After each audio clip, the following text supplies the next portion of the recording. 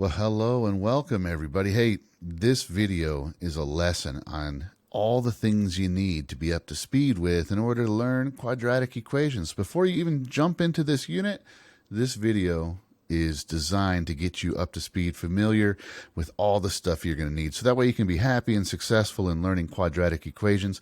But there is a ton of stuff to learn, and learning's not a passive activity. So pause the video. In the link in the description, there are guided notes that will structure what you're learning, give you a chance to think and try some stuff. That way you'd better understand.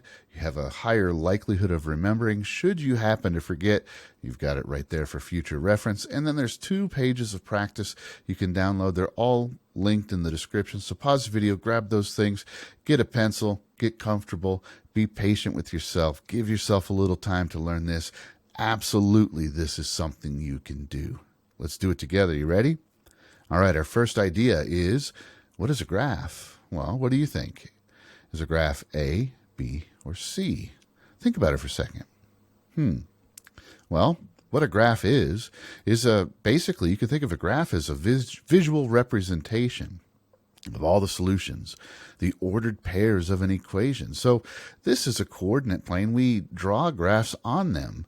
This could be a graph. It's a parabola. This is a line. That could be a graph. If we laid one over the other like this, oh, that's definitely a graph. That's definitely a picture of all the solutions to some quadratic equation. Or if you did the straight line, that is a picture of the solutions to a linear equation. The reason we graph is it gives us an idea of what's going on, and all of these different functions have different shapes. You should already be fairly familiar with the linear stuff. We're doing this one now. It's called a parabola. All right. So now, next big question is, let's say you're trying to do a graph and you have an equation like this, y equals 3x squared. And you got to figure out what is y when x is 2. You have to graph it. You have to come up with those points. How do you do that? Well, a couple ideas, right? First thing, you have to remember that x is independent. That can be whatever you want. So we're picking 2 in this case. So we're going to use that. And when we're done, we write our answer in an ordered pair, x comma y. X is the independent. That's what we plug in. And we simplify it. And when we're done, that's what we get y. So we write it x comma y. It's called an ordered pair, a coordinate. So all you got to do is just plug the number in and follow the order of operations to find the value of y. Here, I'll show you. So we've got 3x squared, and we want to plug in 2, right? So all we're going to do is we're going to put parentheses where the x was, put the 2 there, because that's what x is equal to now, and then follow the order of operations. We have to square before we can multiply. So 2 squared is 4. Now we could multiply. 3 times 4 is 12. So we know that when x is 3, y is 12. That's a coordinate, an ordered pair just like that. All right. Now the next thing is actually not that big of a deal at all. It just looks kind of scary. This f parentheses x, it looks like it's multiplying. Oh man, it's really not. It's just f of x. I'll show you what I mean right now. So this graph right here, it's the graph y equals f of x. And that's just fancy speaking for saying that y is a function of x. Just like we just saw, when you substitute, you're saying that x is independent, y is dependent. So you're just plugging it in to see what y is. So y is a function of x. A function means it's the byproduct. It's the thing that gets produced. So x you plug in and it tells you what the y value is.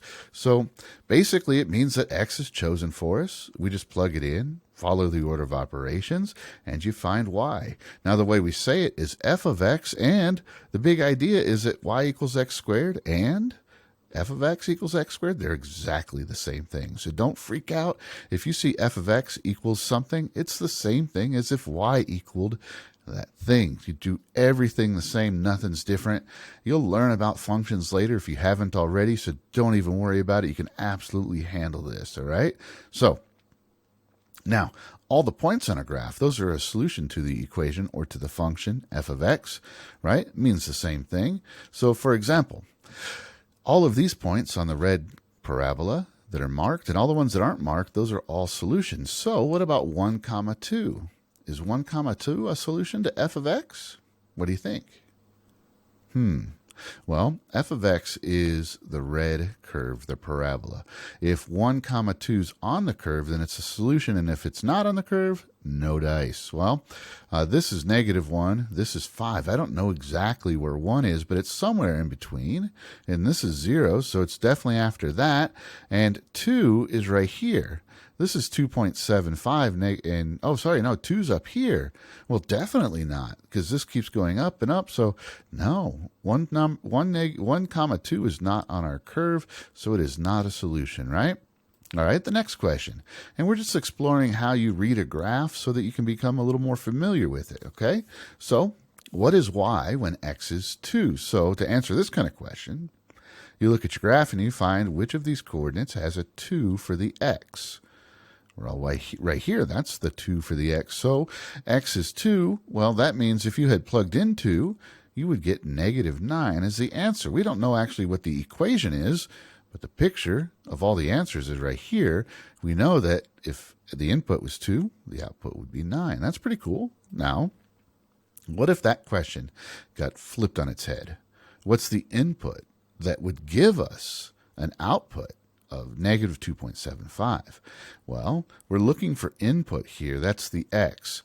So this is the output, the y. So we just find which y has 2.75, and then we have to figure out what was the x. What was the input? Well, this one's labeled for us, so that's nice and easy. So -0.5 or -1/2. That would be our answer. That's pretty cool like that right there, you see? Not too bad. All right. Now, this is a parabola. Might be the first one you've ever seen. Let's talk about some of the important parts of a parabola. Now, a parabola, it's just a curved shape that when you deal with a quadratic equation, the biggest exponent is 2. This is the shape it's going to be making. You've probably already done lots of factoring and multiplying to get quadratic equations. You maybe just didn't know what they were called. All right, so let's talk about some of the key features, right? The vertex, well, that's maybe the most important part. It's either the lowest point, like in here, because this one's going up, so the lowest point, or if it was upside down, it would be the biggest point. But anyway, where the whole thing turns around, that is called the vertex. So this is the vertex right here, 2, -9. All right. Now, the line of symmetry is a line that goes vertically right through the vertex, kind of cuts the whole thing in half. If this was on paper, you could fold right along this line, and these two curves would match up. All right. Then you've got your y-intercept. Well, that's where your graph crosses the y-axis. This is the y-axis. And for all y-intercepts, x is equal to 0, so really easy to find and important. And then we have x-intercepts. This graph right here has 2 of them. There could be 1, there could be none. You're going to learn about all of those things.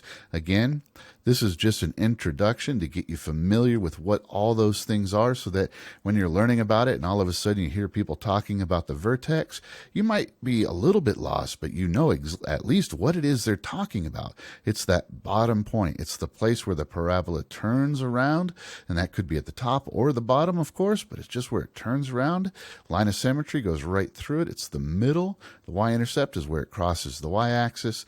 The x-intercepts, well, that's where it crosses the x-axis. All right. So now, how do we use a t-chart? Like, x equals these numbers, f of x equals x squared. That's our equation, and we're going to fill out the coordinates over here, all right? So now, f of -2, again, just so you remember, in case you forgot. I know it's new, and man, sometimes when stuff's new, in your head and out of your head, like in a flash, it can be kind of frustrating. So f of 2, all that means is that this is the value of y when x is 2. X is 2 is the input. So all you got to do is plug it in. So that's what we're going to do. We're going to take that 2, that -2, and we're going to replace x with it. So since it said x squared, we're going to put parentheses where the x was, and we're going to take the number, plug it in. All right, now -2 squared is 4, right? So our coordinate would be -2, 4. See, -2, 4. Beautiful, perfect, wonderful. Hey, what about the -1? How does that one work? Why don't you go ahead and try it? Pause the video. If you mess it up, hey, that's cool. That just means you're one step closer to getting it right next time. So go ahead and pause the video, see how it goes. All right, here we go. all you got to do is take that -1 and put it in place of the x. So instead of x squared, put parentheses squared, and then write this number inside the parentheses. Then all you got to do is the order of operations. Well, -1 squared is +1. Sometimes a calculator actually messes that up. You got to be really careful. -1 squared means -1 times -1. Well, a negative times a negative is positive. So our coordinate is -1 was the input, +1 the output. Why don't you go ahead and try the others? Pause the video, see how it goes. Or if you want to just try one at a time, pause the video, see how it goes, and try them. Use this as an opportunity to help you to learn, right? So I did 0, and I got 0 squared is, of course, 0. So that is the origin, 0, 0. I plugged in 1. 1 squared is 1, so 1 comma 1 is the coordinate. And for the last one, it says what is y when x is 2. So all you got to do is plug that in. Boom, you're done. So we've got our coordinates right here. This is the things we're going to graph, and that's going to make the shape of a parabola.